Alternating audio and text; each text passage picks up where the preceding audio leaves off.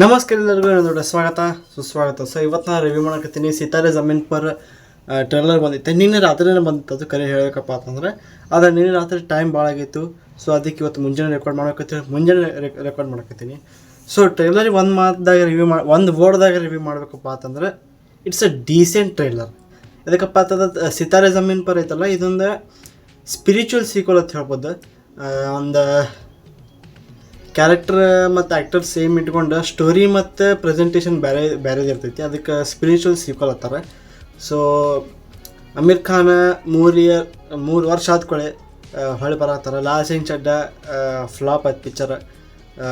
Thugs of Hindustan ಮತ್ತು ಧೂಮ್ 3 3ಕ್ಕೆ 3 ಅವರು ಏನು ಮಾಡಿದ್ರಲ್ಲ ಈ ಫಿಲ್ಮ್ ಹಿಂದೆ ಅವು ಅಷ್ಟು ಫ್ಲಾಪ್ ಇದ್ದು. ಸೊ ಅಮೀರ್ ಖಾನ್ ಜೊತೆ ಇಂಥವೆಂಟ್ರಿ ಆದರೂ ಒಂದು ಸ್ವಲ್ಪ ಮನಸ್ಸಿಗೆ ಭಾಳ ದುಃಖ ಆಕೈತೆ. ಅದಕ್ಕಪ್ಪ ಅಂತಂದ್ರೆ ನನಗೆ 3 ಖಾನ್ ಒಳಗೆ ಶಾರುಖ್ ಖಾನ್, ಸಲ್ಮಾನ್ ಖಾನ್, ಅಮೀರ್ ಖಾನ್ ಒಳಗೆ 3 ಖಾನ್ದೊಳಗೆ ಭಾಳ ಇಷ್ಟಪ್ಪ ಅಂತಂದರೆ ಆ್ಯಸ್ ಎ ಕಾಂಟೆಂಟ್ ವೈಸ್ ನನಗೆ ಅಮೀರ್ ಖಾನ್ ಭಾಳ ಇಷ್ಟ.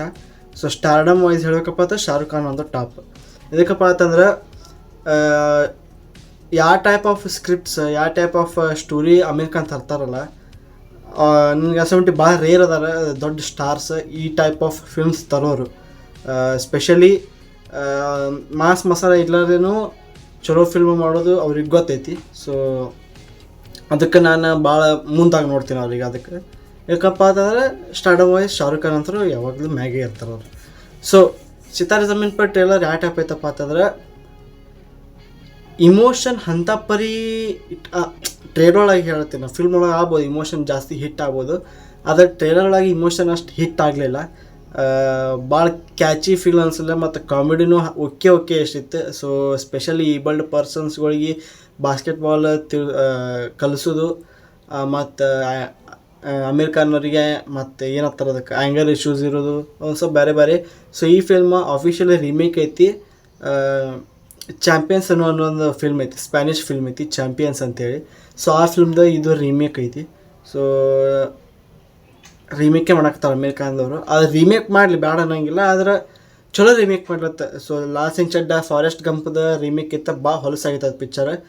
ಲಾಲ್ ಸಿಂಗ್ ಚಡ್ಡಾ ಭಾಳ ಹೊಲಸಾಗಿತ್ತು. ಫಾರೆಸ್ಟ್ ಗಂಪ್ ಬೆಸ್ಟ್ ಫಿಲ್ಮ್ ಐತಿ ಹೇಳಬೇಕಪ್ಪ ಅಂತಂದ್ರೆ. ಸೊ ಈ ಫಿಲ್ಮ್ ಒಂದು ಚಲೋ ಫಿಲ್ಮ್ ಆಗ್ಲತ್ತ ನಾ ಅನ್ಕೋತೀನಿ.